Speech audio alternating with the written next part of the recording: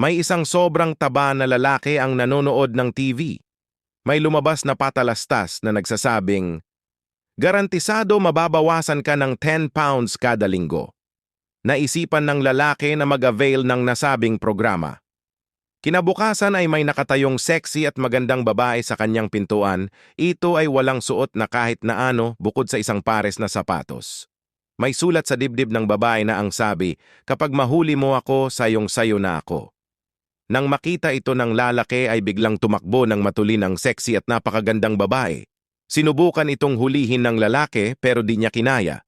Umabot ito ng 1 linggo at nabawasan ang kanyang timbang ng 15 pounds. Sumunod na araw ay may mas sexy at magandang babae ang bumungad sa kanyang pintuan na walang saplot at muli niya itong hinabol pero siya ay bigo pa din. Umabot ulit ng 1 linggo at nabawasan ang kanyang timbang ng 15 pounds. Natuwa ang lalaki at nag-avail na siya ng premium program pero kailangan niya ng waiver dahil mas mahirap na ito at siya naman ay pumayag. Kinabukasan ay may maskuladong lalaki na walang kahit na anong suot bukod sa sapatos at galit na galit ang putotoy nito.